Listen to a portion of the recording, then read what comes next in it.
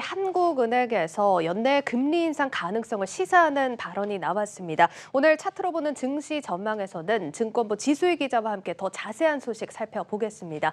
자, 지 기자, 일단 이주열 한국은행 총재가 연내 금리 인상을 시사하는 발언을 했습니다. 증권사 분석은 좀 어떻습니까?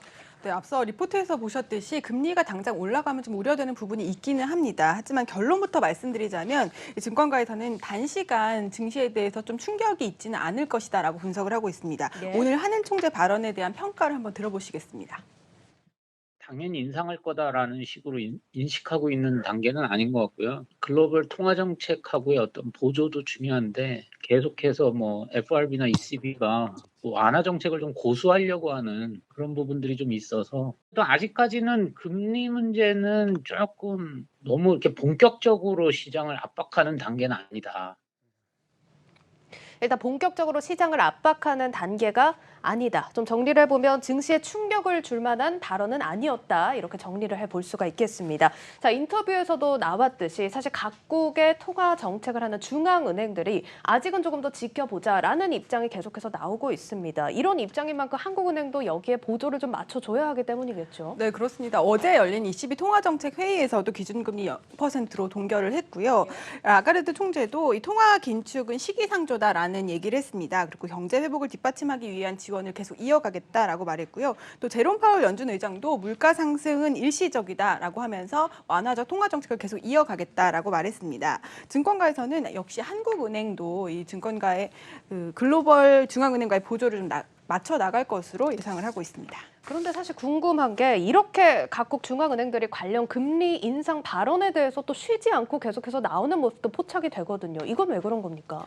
한마디로 말씀을 드리자면 가계 빚이 늘어나고 있습니다. 차트를 좀 준비를 했는데요. 오늘 정의당 장혜연 의원실에서 이 한국은행의 자료를 분석한 내용입니다. 네. 가처분 소득 대비 가계 부채 비율인데요.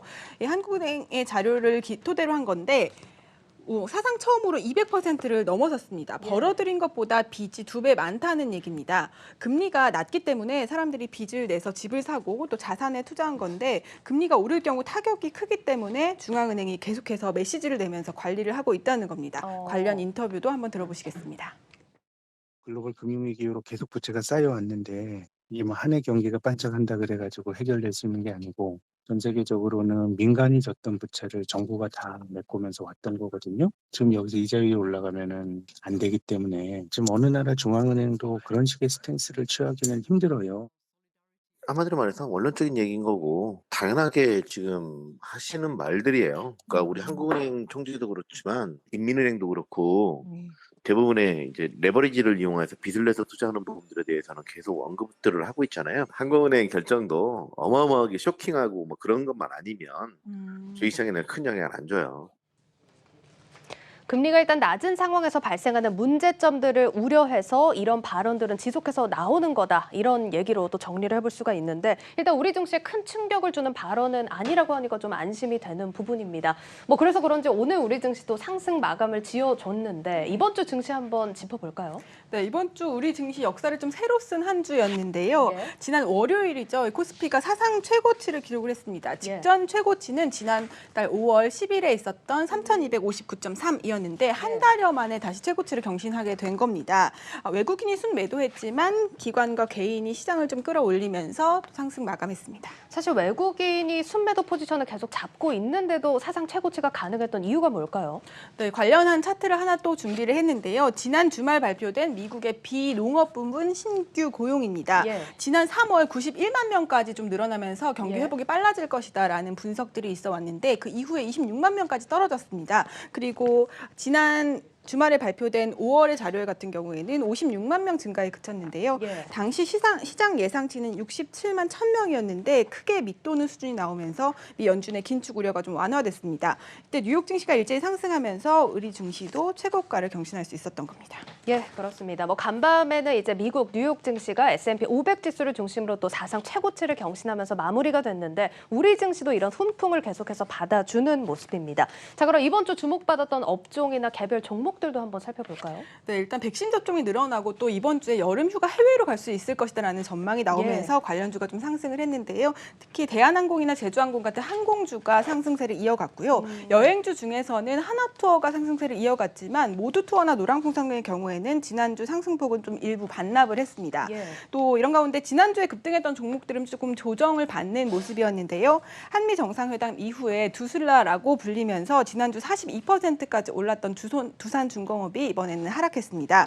그리고 코스피 200 구성 종목에 신규 편입될 예정이라는 소식 때문에 지난주에 또 급등했던 종목이 바로 대한전선인데요. 이번 주 역시 하락 마감했습니다. 또 물적 분할 소식이 전해졌던 SK텔레콤과 만도도 이번 주에 좀 주목을 받았는데요. SK텔레콤이 통신과 ICT를 물적 분할하고 또 액면 분할하겠다라는 발표를 했는데 사실 지난해 9월부터 전해졌던 소식이었기 때문에 상승세로 마감을 했습니다. 반면 만도는 이 자율주행 부분 사업부를 분할하겠다라고 발표를 했는데 갑작스러운 발표라고 시장에서 판단을 하면서 이번 주에 좀 약세를 보이는 모습이었습니다. 사실 이 두슬라라는 말이 좀 전해지면서 제가 두슬라라는 말이 좀 성급한 게 아닐까요? 이런 얘기를 했었는데 그 다음날 바로 또 하락을 해서 제가 좀 뜨끔했던 경험이 있습니다. 자, 일단 전반적으로 이렇게 짚어보자면 요즘 장세가 이제 경기 정상화 기대를 받는 업종들 위주로 상승 하락이 반복되고 있는 상황입니다. 자, 지난주 급등세를 보였던 종목들 위주로 차익 실현 물량이 나왔다는 점은 참고하셔야겠습니다.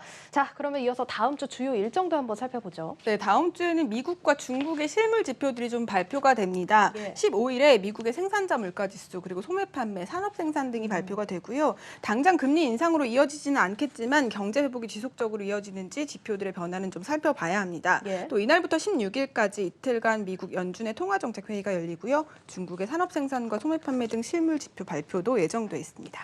사실 간밤에 5월 소비자 물가지수는 일시적인 요인이 반영이 됐다라고 해서 시장에서는 크게 받아들이지 않는 모습이었습니다. 자, 그렇지만 이제 어쨌든 물가나 소비, 고용 이제부터 나올 지표들을 계속해서 주시해야 하는 건 맞는 상황입니다. 시장 전망은 어떻습니까? 네, 일단 다음 주 여러 가지 실물 지표 중에서 좀 주목해봐야 할 게 미국의 산업 생산입니다.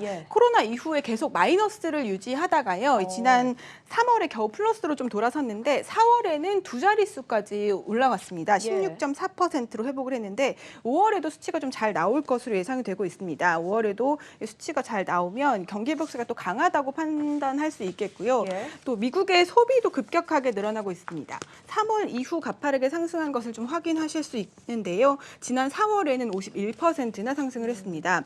앞서 말씀드렸던 대로 백신 접종 수가 늘어나면서 이동이 자유로워졌기 때문인데요. 5월의 수치 역시 확인해 볼 필요가 있겠습니다.